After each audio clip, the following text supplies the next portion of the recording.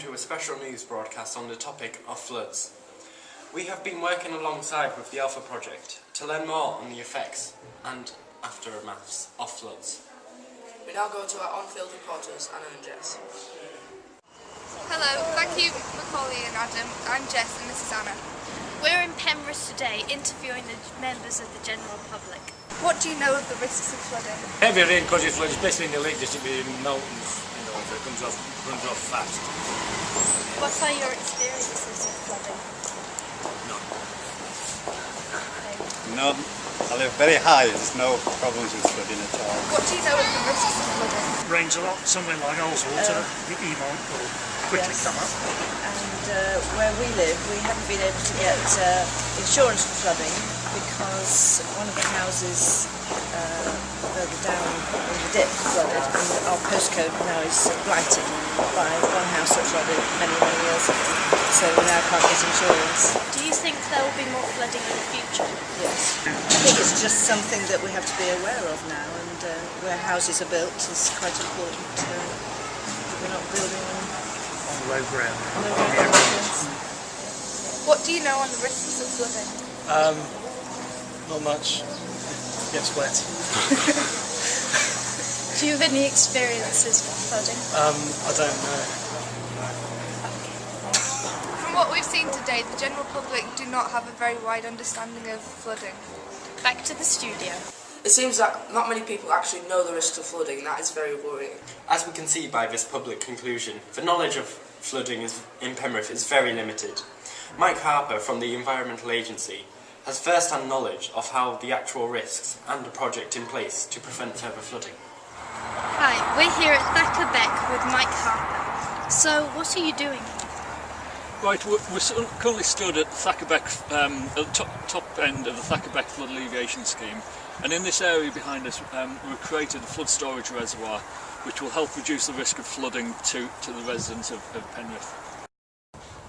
Thacker Beck itself is just a small trickle which you can see in the distance there, which comes off almost by junction 41 of the M6 and then flows southwards into Penrith, runs through Penrith, through this storage area, through the culverts, through the town, and then comes out by the police headquarters into the River Emont. Penrith's had a history of flooding. It's flooded about 4 times in the last 16 years.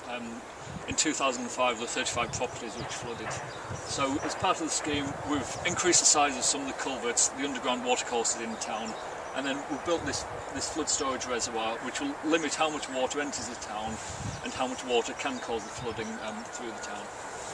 In your opinion, what can we do in Cumbria to reduce the risk of flooding? It's a combination of different things you can do. The residents can help themselves. In other places in the local vicinity, in Emont Bridge, we've just done a scheme, joined up with DEFRA, where we're putting resilience measures in properties, so individual floodgates and flood protection to the individual properties. So, how are you helping the environment here? We're currently waiting for the grass and the vegetation to establish, but in this area we get lapwings and other red list species that come to nest in this area, and we're trying to encourage them by turning what was a rough pasture land here into a wetland habitat to encourage wildlife. Okay, thank you for your time. As we noticed during this interview, Mike mentioned the ways that we can prevent the risks of flooding. In Emont Bridge, this is a very popular topic. We caught up with a local resident who has lived in the area since 1950. We're here at Emont Bridge today. Even here you can see how much at risk these houses are from the flooding. How have you been affected by the flooding? Well, you get the job to tell, but I'm only 32 really. But other than that, of the aftermath, all the bits and pieces they've done around the house to bring it back, the decorating, the plastering, all of which is cracking. So, in a way, frustrated a bit, and a bit nervous when it rains. What was the health like after the flooding, and how could it be improved? Well, pretty good really. I mean, we were lucky, we had a brilliant insurance company, and they got on, and they got on with their job of clearing up and putting the place straight again. Locally, a little bit confused because it was something completely new to some of us. We've never been flooded before, although they have near the bridge. it seems to be getting worse. A lot of the weather here has become more like it was when I first came to Penrith in the 50s. I'm not entirely convinced that it's entirely climate change.